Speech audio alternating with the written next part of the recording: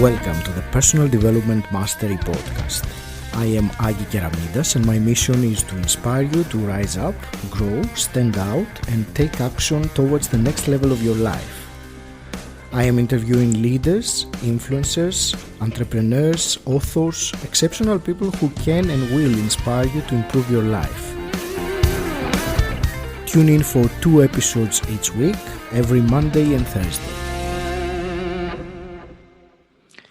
In today's show, I am delighted to speak with Uzma Naqvi. Uzma, you have been working in the home office for almost 2 decades. And then after maternity leave, you took a career break and you went through a very dark time in your life and did attempt to commit suicide 5 times. You discovered personal development, and as you went into this, you succeeded in fully healing yourself mentally and emotionally and falling in love with life. And now you are a holistic transformational coach, passionate about serving people going through difficult times and helping them see the light within them. Uzma, welcome to Personal Development Mastery. I'm delighted to be speaking with you. Thank you, Aggie. It's lovely to be here. Thank you for the opportunity. Shall we start with your journey, which is fascinating to say the least? So if I were to ask you to give me a key defining moment, a milestone in your life's path, which one would you choose to give me first? 100% I would go to one particular quote, which completely changed everything for me. And that was a quote that I had read many times before. I had come across many times before, said by a man that I revere and someone I follow in terms of my faith, and everything he said is so amazing. It's a quote by a man named Imam Ali, and he actually has a book filled with quotes and letters and sermons called the Peak of Eloquence. But within that, there is one quote which was particularly life-defining for me. And I guess that's where the journey really began.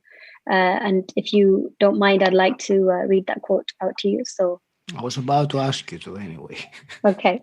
So the quote is, "Your sickness is from you, but you do not perceive it.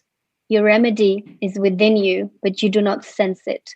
You presume you're a small entity, but within you is enfolded an entire universe.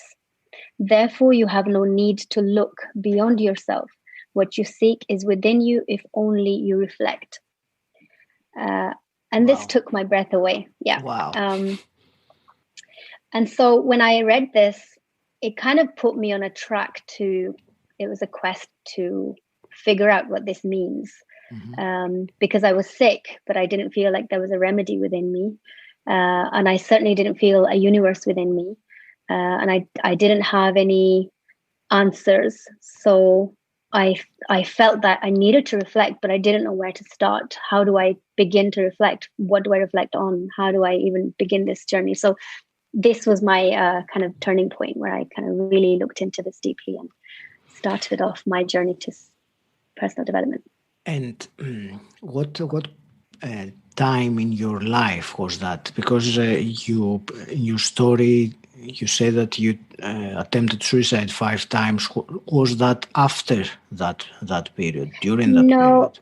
No. So it's been a long journey of ups and downs many times. So that the attempts were a while ago. I was a lot younger at that time, and I guess it's when you don't really know who you are, and every time you get to that point where you're not finding any answers and you're not happy with what's going on and you don't really know how to get out of that situation, that you feel like, what's the point? And it's such a like when it comes to levels of consciousness, it's such a victim stage to be in, where you just think, okay, the only answer I've got is just leave this world and everything else will, that's it. That's it. Everybody else will be happy and it's all going to work out because I will have gone. Because you attach everything to anything negative happening to, it's you who's doing it. Mm-hmm. So it was a very negative way of sort of perceiving things and living life. And so that was a while ago. And after that, I got married, I had children. And I guess that gave me a really big like point of purpose in a way that, you know, when you have children, you have responsibilities, and there's something to live for in a way. But it still didn't, I mean, it was wonderful to have that. It was wonderful to be able to be responsible for other beings. But it still didn't fulfill something within me. I was still on a quest. I didn't even know I was on a quest, but I knew I was lost. And I knew that I needed to seek. I just didn't know where to start.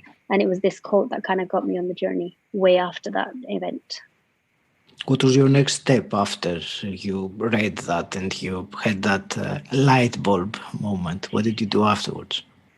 So I was filled with questions, and I basically started to write things down. So I started journaling, and I guess that was my first kind of almost like a brain dump of what's even going on in here, because you lose track and it's so fuzzy when it's all in the mind and you think you have it figured out. I know I'm depressed about this thing and this thing and this thing, but you don't actually know until you take it all out.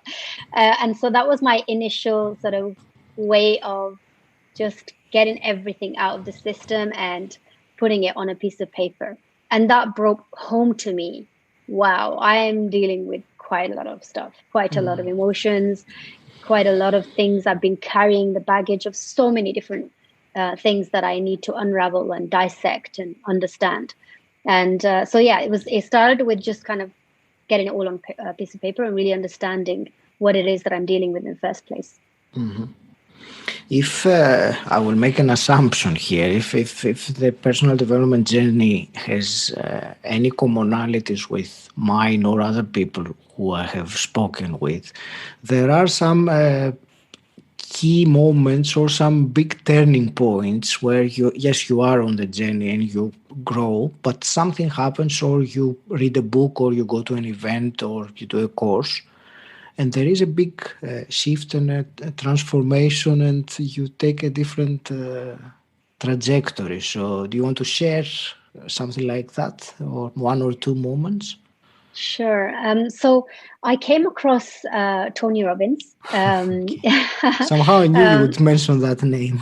Yeah. Actually, when I came across him, I had no idea how big he was, because I'd never looked into personal development, really. I didn't really know this realm existed.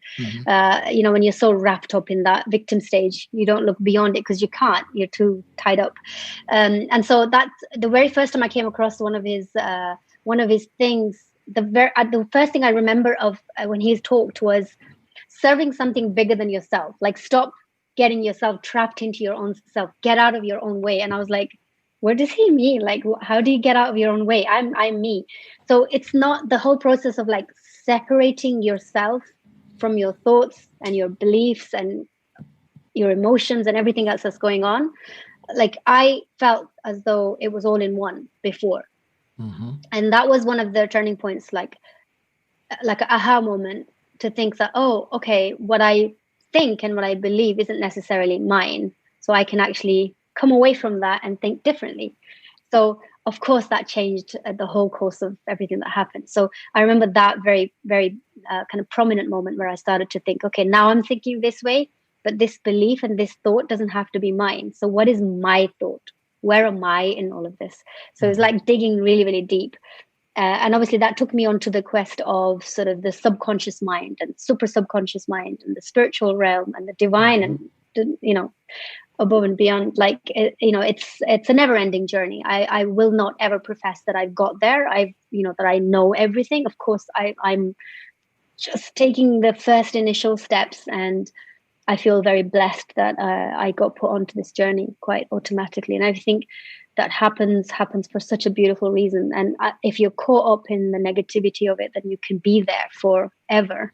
But if you take a break and just kind of breathe and try to understand, then it really takes you on a different path. And that's the path that you're meant to be on. And it's about finding that gift within the hurt and within the pain. I think that's where I kind of changed my direction a lot.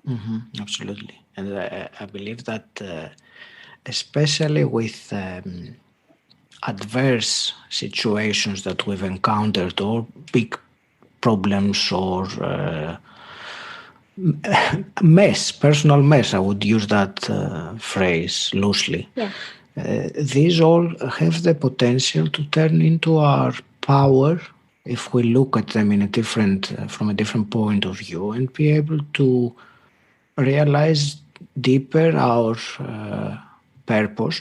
There is a word that I like that you use. You said that once you figured out how you healed yourself, you deemed that it was your duty to help others, and it is that word duty. I don't know if you're familiar with Stoic philosophy. I'm a keen student of it, and they talk about our duty as human beings, which is, I believe, a different way of saying purpose or,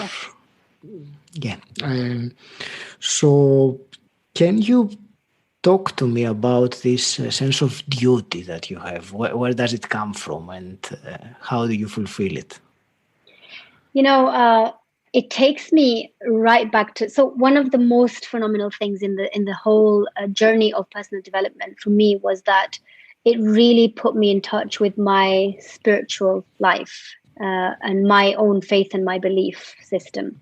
I always had a deep belief, and I'm a Muslim, and I've tried to be a practicing Muslim, but I think I struggled so much because I was so caught up in my own hurt, and I was there was always something happening to me which never let me look elsewhere and whatever else was happening outside of me.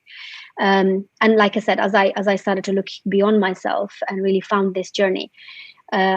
And after coming out of the darkness period, especially where I was able to forgive people without receiving an apology, forgive myself for not understanding my own worth, committing myself to what I need to become and who I need to become, and really looking ahead and sort of being proud of myself, like understanding that this has been a massive leap and I have come a long way. And so, yes, I identified the sickness.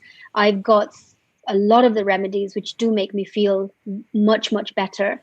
I feel that there is a universe in that. I'm not claiming that I figured it all out, but I am definitely on the quest to, and I will never end up giving that up again, because this gives me my purpose, and every time I'm doing anything, it serves me a little bit more, it opens a little bit more of an opening for me, and I get that tiny bit closer. And I think that's more of an addiction for me now. I don't think I'll ever take a step back from this.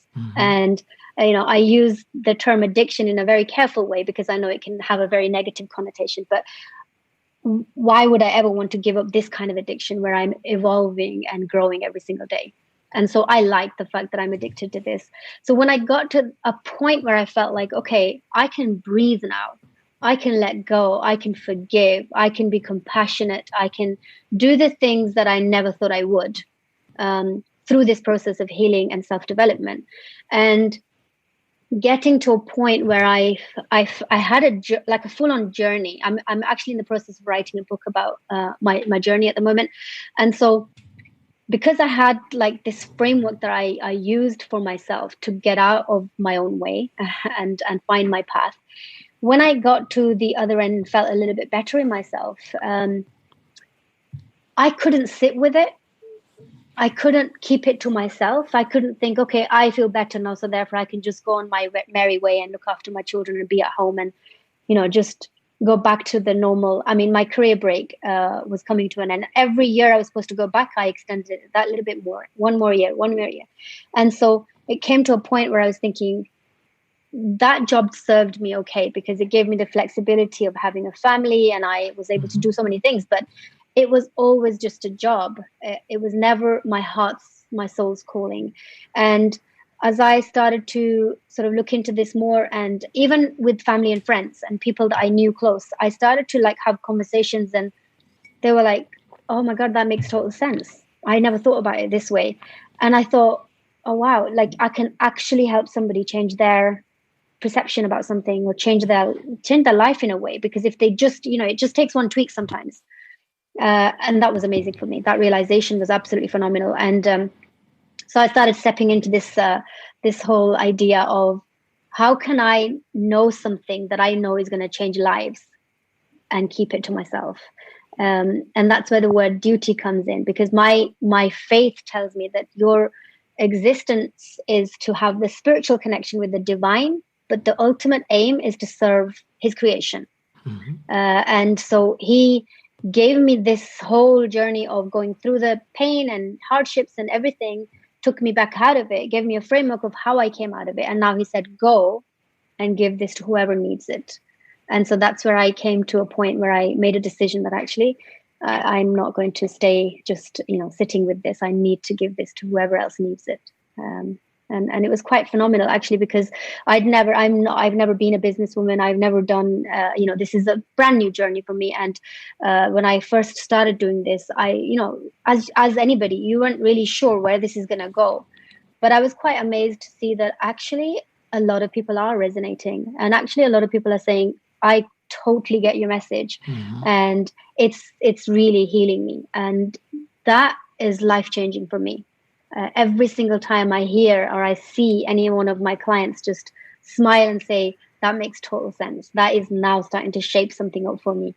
It's just like, I can't put words to it. It's just amazing. It gives me so much happiness and just purpose to my life. I love doing that. So, yeah. Your face shows it, but immediately the moment you started saying about that, it was very clear. And you said earlier about using the word that addiction to the journey of personal growth, and I agree with you. Despite the negative connotations that the word might have. The only thing I would say with that is that even if you wanted to go back, you can't. It is important. It's like the Matrix. Once you get the red pill, that's it. You are disconnected. It's impossible once you get into a growth mindset and starting to see things in a different way. You can't really go back into oblivion. It's impossible. You would be completely sad and depressed and void of any meaning in your life. I couldn't agree more. And it is something that you just as you go forward, more and more doors open, and that is the addiction bit, that if you stepped back, you know it immediately because you're so connected and you're so aware that as soon as the emotions aren't quite in balance and as soon as something isn't quite working out, you can quite quickly just switch on and say, oh, this is what's happening and this is how I need to look at it. So it gives you that way of sort of looking forward and keep going so you don't ever go backwards. Uzma, let me ask you something else. You mentioned the word spirituality a few times already. So I wanted to ask you, what does spirituality mean to you? So the spirituality is like a core theme of the whole course I do with my clients, because whether you're a believer in God or you're not, we all have something within us that takes us to a higher place, that connects us to something bigger, because we all at some point understand in our lives that there's something bigger than ourselves out there. And it's the connection between who you are as a person and where you've been born, what you've been given, the kind of everything that you've been given as a human, your voice, your eyes, your sense of hearing, the body that you have, the place you're living in, the language that you can speak, everything that you have has a purpose. It's all kind of, when you put it together, it makes you as a whole, and you have a purpose. You're not here without any reason. You are here with a reason. So it's about understanding your own purpose, but then connecting that to that higher power that whether you believe, again, whether it is God or whatever it is, a lot of people call it universe. So many people call it so many different things. And that, to me, doesn't matter what that is. But to have that connection and to go out of your own self and out of this like surrounding world that can so consume you, to get out of that and really connect higher and have, in our language, in Arabic, you call it tawakkul, which is, I translate it like law of attraction, perhaps, because you've said something and you believe that it's going to come from somewhere. And it's that connection that gives you that belief that, yes, I've made a request and I know that that's going to manifest in some way or other. But spirituality generally is, how do you know who you are? What purpose do you carry without having that link? Without that link, you're just you, and you on your own. That universe can't be found. You only find that universe within you is if you find that spirituality and the connection in between. That's what puts you in touch with your own self and something a lot higher than yourselves too. It's a big topic, and Yes. you know very well, I'm sure, that many people have the term spirituality confused with their religious beliefs, and it's I don't know why it is so mixed. Maybe it is intentionally mixed, but there are different things. And for me, spirituality is more related to personal development, maybe in a different way of expression, but still what you told me is 100% resonates with me. I will move the conversation a bit far from that for the time being. I want to ask you, you mentioned earlier that realization you had about your mind, the thoughts, that it was not your mind, your thoughts, when Tony Robbins said it. I remember Tony Robbins calls it the mind. It's not our mind, it's the mind. So do you want to talk to me about the power that these thoughts have over us and how they affect us, and what can we do about it if they're not ours? Yes. So that's the crippling part, that if you don't know that they're not yours, you are 100% consumed by them because they overtake your life. You're dealing with thoughts day in, day out all the time. So if you don't know to separate them from yourself, if you don't know that they don't belong to you, then they will dictate your life in everything you do. And so it's very, very essential to get to that realization, however that might be, whether that's through pain or through wisdom, because we transform under two circumstances usually. There might be other reasons, but two primary reasons that we actually have this transformation within ourselves. And one of them is what most people go through the transformation of, is the suffering. When you go through something so deeply tragic, or something that you feel like it's taking everything away from you, you don't know how to deal with it, that you start to question your existence, and then you come to some kind of an answer or conclusion, and you start this journey of self-development. But the other one is through evolving through wisdom and learning and going out of your way to really finding out what this means. And I guess if suffering puts you on this journey, then the other one automatically comes, because again, like you said, there's no way back. There's only a way forward in this journey. And so, yes, I think that once you realize that those thoughts are not yours, especially learning that majority of the limiting beliefs that you carry within yourselves are implanted in you from the ages of 0 to 7. I think that realization, especially for me, I can talk for myself, that I didn't have much control over where I was, who I was with, what I was doing, what kind of life I was having. Not a lot of control at that age. Obviously, you are where you are. You are surrounded by the people you are, and if that has such an impact, and it doesn't mean to say that you have a traumatizing past. It doesn't mean to say that you had a very bad childhood, but it certainly means that any tiny little incident within that age gap can really have such an impact that it stays with you for the rest of your life. And I think that realization that at such a young age, you can have something so powerful implanted in you that unless you make the decision to reprogram that at a later age in your life, then you can't separate yourself, because you don't know, right? And even when you decide to reprogram it, it's still quite a difficult journey, in the sense that it takes a lot of resilience, it takes a lot of self-discipline, it takes a lot of determination, it takes a lot of consistency. And that's where a lot of people lack, sadly. Like it's not easy to do something every single day that you're not, we're creatures of habit. So we just automatically fall back to what we just know, what we're programmed to do.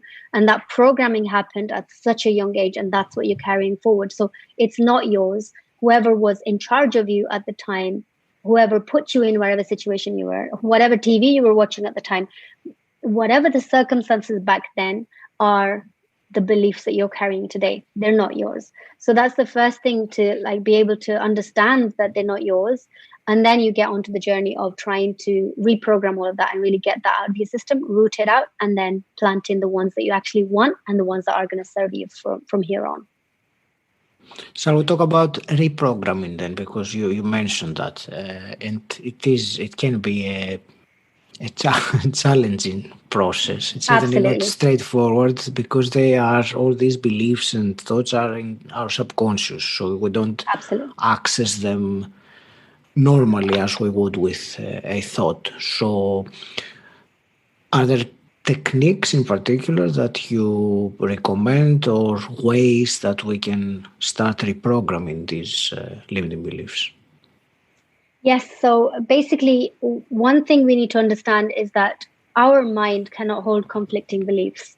So if we have a belief that we're not worthy, then at the same time, we can't have a belief that we're amazing and awesome and we are totally worthy. They're two very contradicting beliefs, right?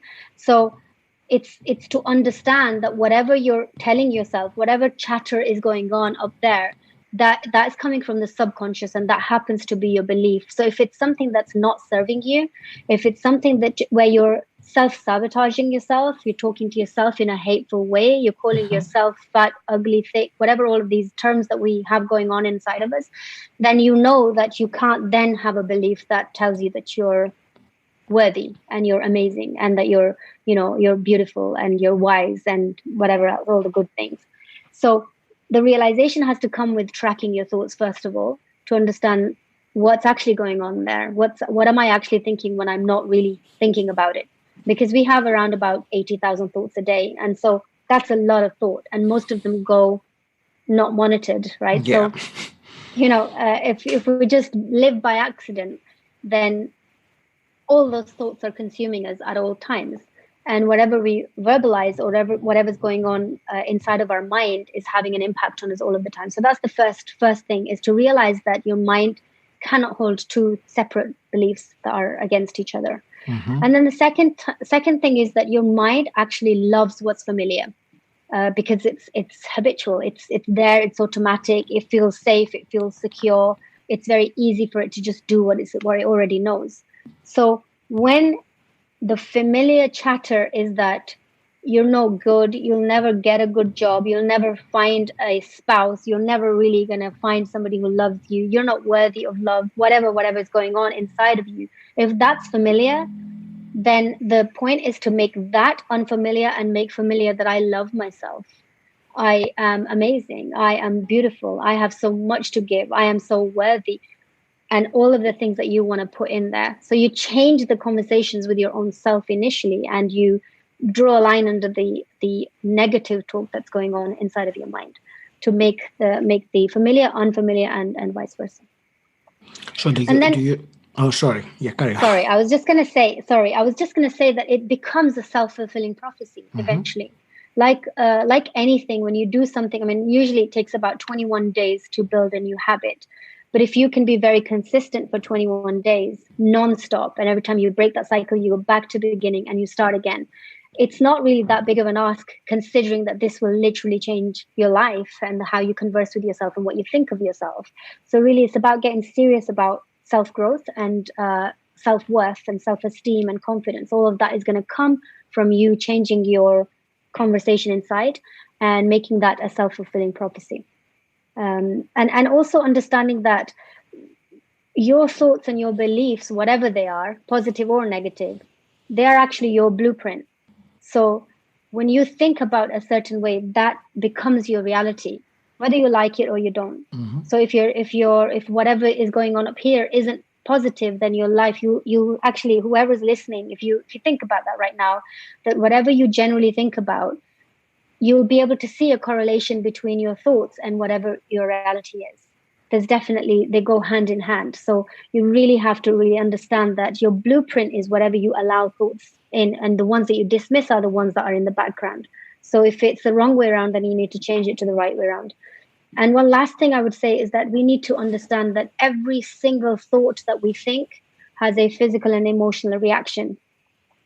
And this is something really important to understand, because it's literally, releasing chemicals in our mind, and it's going into our bloodstream. So that those reactions and emotional stuff that's going on inside of us, of course, it's having an effect on how we put ourselves. So your thoughts are very much connected with your feelings and your emotions, and that's very much connected with how you put yourself out, what kind of behavior you have with other people. So often you could be standing by the sink washing pots, and then the child comes in the room and you're just consumed by your thoughts, and you're having this horrible negative chatter inside, and he just wants water, and you're like, stop that, leave me alone. And the poor kid doesn't even know what the hell happened. Like, he's just asking for water. And so because all of this going on, you don't have that control. The emotions are just like there to just burst anytime.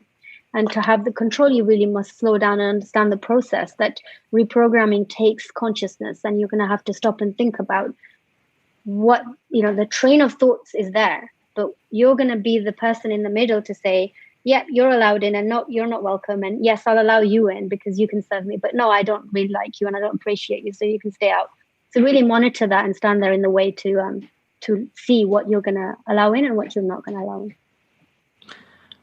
I suppose that for many people, the difficulty in monitoring that is you can monitor something that you identify with. So if that train of thought takes you into a negative chatter and you are there, you have to find a way of taking a step back and actually realizing that this is not who I am. Obviously, meditation is a very good way to detach from that train of thought. Is there any other method that you would or you recommend to start changing this chatter, or doing the opposite, as you were saying earlier? Sure. One of the most powerful things is affirmations. To say the opposite to what you're thinking. Literally say the opposite. So when you have a thought that comes into your mind and you hear yourself say, I'm not very confident, I don't think I'll do very well at that job interview, is to literally stand in front of the mirror and with your whole being and with all your might, and you just literally say, I am absolutely so confident and I will get that. And it's about putting reversing. And initially it sounds like that you're lying to yourself, and it doesn't feel right, because it's the opposite to, again, you're making the familiar unfamiliar and the other. So your mind is going to tell you not to do that because it's not familiar, right? But to persevere, again, to make new habits, it takes time and it takes perseverance. So you're just going to have to carry on doing those things until they start to become a self-fulfilling prophecy. And you mentioned meditation is a very, very powerful tool, because it slows your brain waves down. And one of the things that we need to realize is that our brain wave activity has a massive part to play when it comes to what goes into our subconscious mind and what doesn't. So when it comes to our subconscious mind, the way we tap into that is by making our brain go down to alpha and theta level, particularly theta level of brainwave activity, which really slows it down, relaxes your body to a point where you can even do self-hypnosis, and you can really get to the bottom of some of the things that are programmed in your subconscious mind. And actually you can get certain beats, certain types of sounds, and certain type of music that can actually really relax you to that point where you can tap into that part of your brain where you're able to go into your subconscious mind and really start to reprogram. And then that's a very powerful tool. It's called brain entrainment, the kind of tools, techniques that you use to get back into that. That last one, I will admit that I've never heard of it, so I'm certainly going to look it up and find some more information. Uzma, I would like also to discuss with you the topic of emotional intelligence, because I think it goes hand to hand with our thoughts, because our thoughts cause emotions, maybe the vice versa as well. There is a dispute about that, but in either way, there is a certain correlation between thoughts and emotions. So can you tell me your your thoughts, your opinion about emotional intelligence, its importance, and maybe some ways we can work with it and improve it. Yes, absolutely. You're absolutely right that there is definitely a correlation between the two. So your emotions are so much attached to how you put your feelings out, and that is directly going to have an impact on what kind of behavior you have, what kind of conversation you end up having. For me, I think there are two components to building emotional intelligence. Number one is the insight into your emotions. So no emotion comes without a reason. Every emotion comes to you with a message. And it's for us to stop and reflect and analyze what that emotion is there to give you. What insight is it giving you? Whatever emotion it is, it's got something behind it that you really need to understand. That's the first thing. And with that, I would say also that the more we try to push down our emotions, the ones that we don't want to deal with because they're difficult, you don't know what to do with them. And so we end up just kind of ignoring them, pushing them to our side. But the more we do that, the more we realize that actually they're coming up even more because they're so much more powerful when we try to ignore them. They're there all of the times. So the best thing is to just allow it and accept that right now I'm feeling anger. Right now I'm feeling sadness. Right now I'm feeling whatever feeling you're feeling at that time. Let it come in and understand that it's come. And then try to dissect, why is it there? What is it trying to tell me? What does it want from me? What do I need to give it? What do I need to understand from it? And really kind of get to know what it is. So that's the insight bit. And the second bit, which is a very important component to emotional intelligence, is the control bit. Now, having the control is the ability to create the emotion that you want to create, rather than just allowing ourselves to live by accident. So what happens is if we're not in touch with if we don't have the emotional intelligence built within us, then as soon as we feel an emotion coming, we just run with it. Like as in, if it's anger, we are very angry instantaneously. We don't allow ourselves the time to take a step back and really try to gather our thoughts and understand what the message is behind. And usually every emotion has several layers of messages behind it. So it's not even just one message. If we actually sat and did the homework, then we'd understand that there might be behind anger, there might be a boundary that's been crossed. There might be, other issues that are built from sadness and some kind of an emotion that's been missing from what we all have emotional needs, right? If somebody has an emotional need that hasn't been fulfilled over a period of time, then it comes up as anger, because anger is a very powerful emotion. It's one of the emotions that can be quite addictive, actually. Now, now using the word addictive in a negative connotation, as it usually is. And the reason for that is because it very instantly puts the person in power, in a very powerful position. So when I'm talking to you in a very calm and collated manner, you may not notice. I mean, right now we're in a different setting, you're only talking to me, but in a different setting, you may not notice what I'm saying, right? Because I haven't really made myself clear enough, or I'm saying it in a very calm way, right? But the minute I start yelling and screaming and shouting, all eyes are going to be on me, all ears are going to be towards me. And that puts you in a power of quite a lot of, power position in straight away. And so that's why it's very addictive, because that person gets the thing that they're missing. So for example, if it's a lack of attention that they're dealing with underneath the anger, then they get the attention, be it negative way.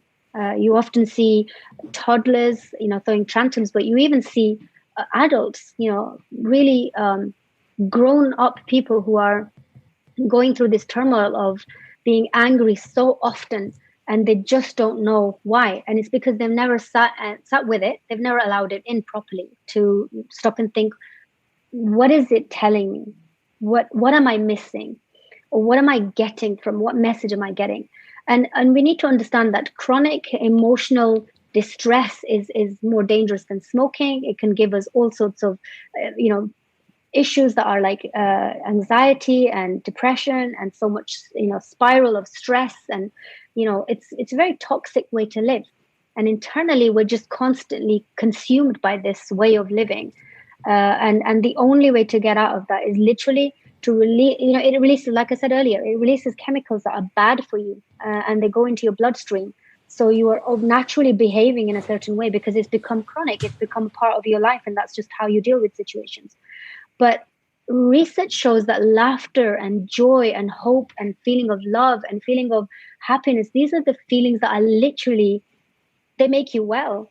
They help you even feel younger and brighter and happier, and you connect with people more, and people are more likely to want to be with you, and people are more likely to want to hear from you, and you have so much to offer. And you actually feel, when you slow down and you get to a point, okay, even if you use a laughing therapy, when you're feeling really, really upset, it sounds so stupid, but just start laughing, and it instantly like changes the emotion and the state you're in. It just takes away that whole like, oh, I don't feel good. It takes that away straight away. Right. So it's about, if we're trying to really build emotional intelligence, then sometimes we have to go through these different paths of, finding what works for us, because there are so many different things you can do. But the control bit is important, because this is where we are. Take a deep breath and understand, okay, right now I feel this emotion. I don't like it. So what do I want to feel instead? What do I actually want? What would I rather be feeling? And that only happens if we stop and reflect. If we just straight away just burst out in our emotion straight without resonating with it, then we've lost that control in the first place.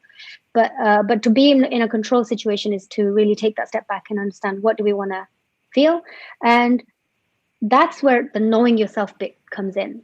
If you know yourself well enough, you'll know what makes you happy, what makes you joyful, what makes you feel peace, what makes you feel all the good feelings.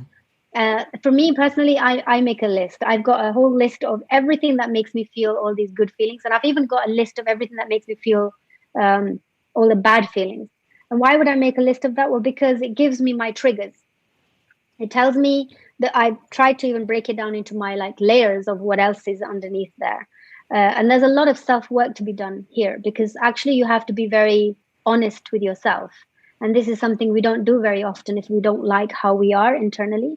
We'd rather just put it away and not talk about that. It's just so much easier to say, he made me feel like this, she made me feel like this, he did this, and I was just the victim. I happened to be there, and I'm always facing this, and I'm always facing that. But reality is that no one treats you anyway. They treat you the way you allow anybody to treat you. Full stop. Like, people will behave with you as you behave with yourself. If you have no worth, if you have no self-respect, if you have no way of dealing with your own emotions, then that other person has no trajectory. They don't know when to stop. You haven't told them that. Like, they don't know what your boundary is. So they cross the boundaries often. And when your boundaries are crossed, you feel cross. You feel very angry. And then it's a vicious cycle. It just goes round and round and round in circles. So the best way I would say is to make a list of one of the best ways is to make a list of everything that makes you feel the good feelings that you want to feel. And I'll give you an example. When I live quite near, the peaks, there's a lot of like outdoors, walking trails and stuff like that. It's a beautiful place around here. And I know that nature and the walk and seeing water and trees and flowers and things like that is just instantly going to lift my mood. I know that I'm going to feel very peaceful, even if I'm like so angry, or if I'm going through something that I'm really kind of feeling like, this is too much for me to deal with.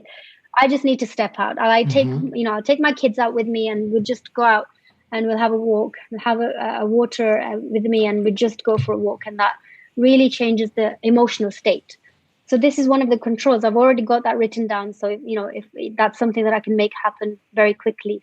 And in the same way, if you have things written down, maybe it's drawing for you, maybe it's painting for you, maybe it's listening to certain type of sounds, maybe it's having a pleasant conversation with somebody else other than the one who's making you feel angry and upset. So there are several things that you can put in place, but make a list so you can just pick and choose what emotion you want to feel. Why live like on autopilot? Pick and choose how you want to feel. And for my clients, when I give them, when we're doing the mind work, I give them a morning routine. And in the morning routine, I always say, every single day, wake up and say, what do I want to feel today? What do I want to be today? How do I want to? So there's a to feel list and there's a to be list. And you make that commitment first thing in the morning. So your brain knows what it's doing. Like it seeks opportunities then to want to feel the way you've intended to feel for that day.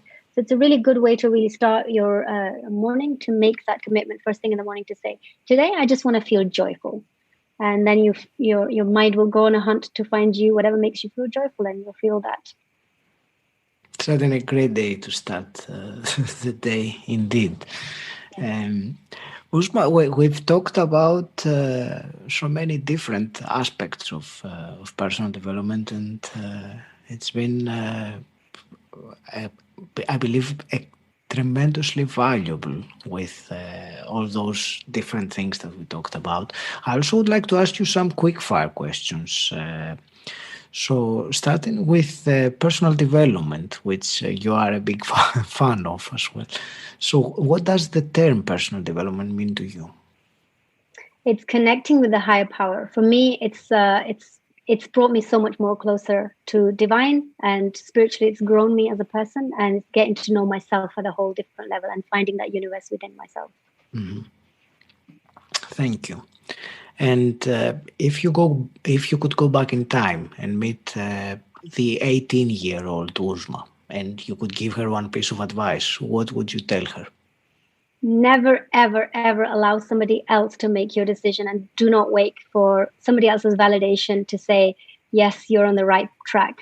Trust your instinct and use your intuition to get your answers and go with it. And if it goes wrong, then you have nobody else but yourself to blame. That puts you in a lot of control. Very wise. Indeed.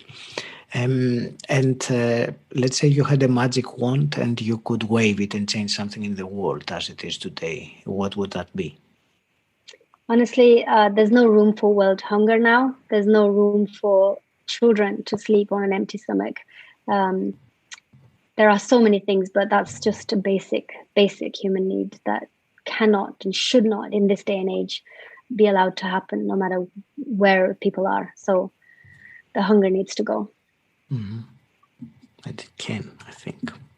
If only people work for the goodness of humanity rather than their own self-interests. Yes. Do you want to share with us a big breakthrough, a big aha moment you had recently? I've been doing a lot of, again, I'm on a journey. And as I talk to my clients, I'm constantly still learning from other people's experiences. So when other people share with me what they've gone through and how they've developed, or how this course that they're doing with me is helping them, sometimes it gets me to see a perspective that I didn't notice before. And that really makes me think and ponder more. And actually, it's helped me refine the program as I go along. So, I make little tweaks, and actually makes quite a big difference. So my aha moments are sort of occurring every day, because I make the intention first thing in the morning to make every day better than yesterday. Because it's just, you can't have the same today as you did yesterday, because that would be waste of one more day. So yeah, I try to do that. And there's a lot of mirror work, which I used to find very cringy.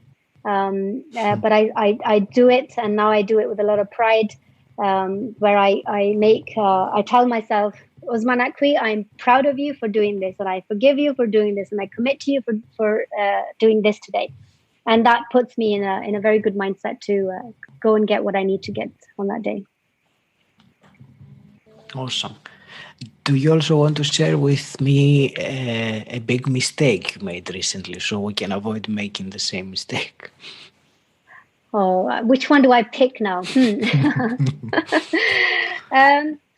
I think I've been delaying stuff in terms of, I know that I have certain things ready to go in terms of taking the business to the next level now.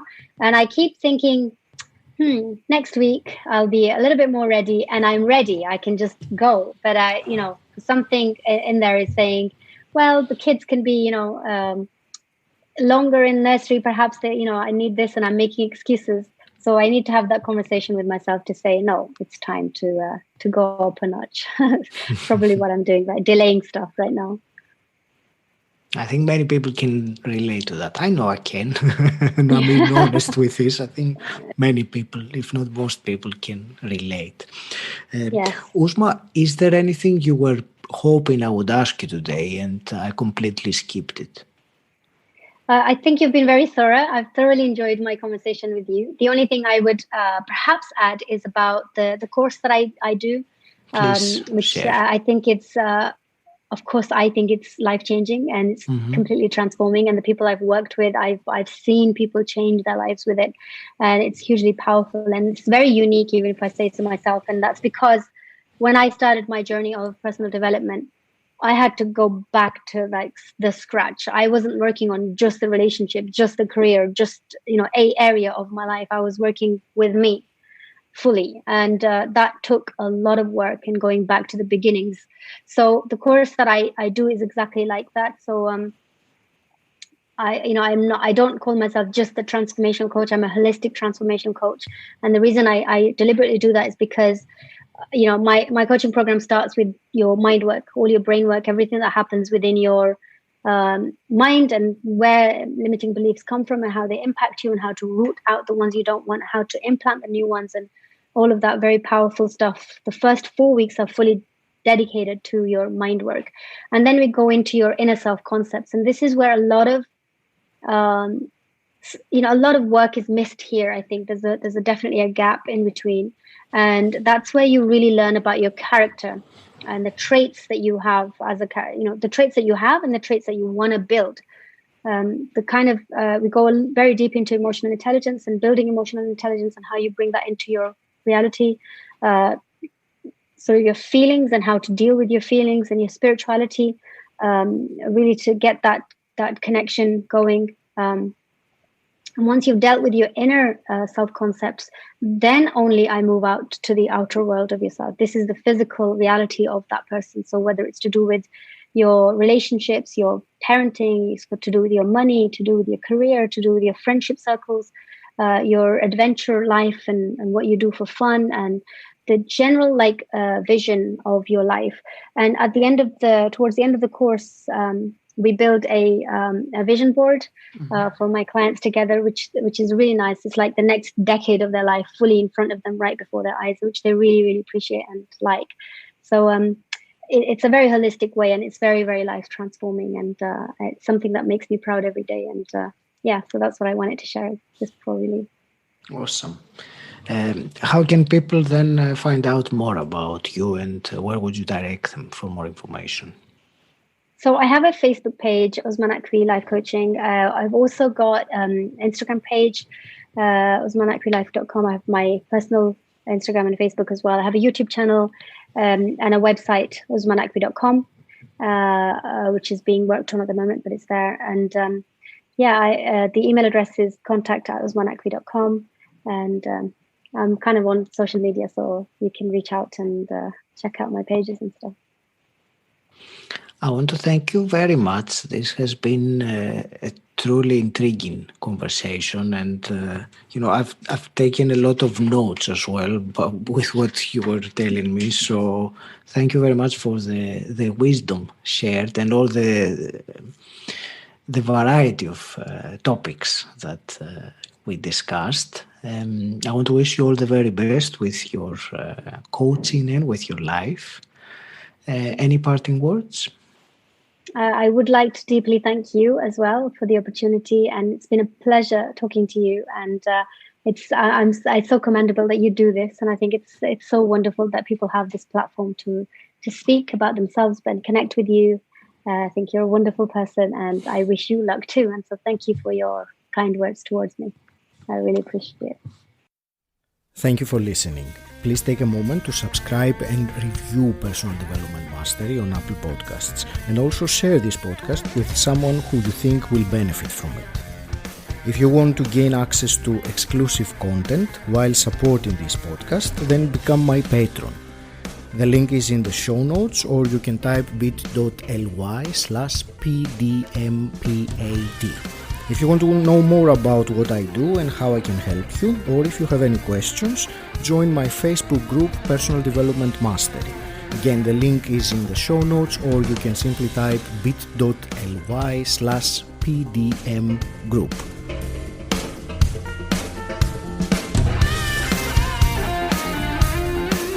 And until next time, Stand out, don't fit in,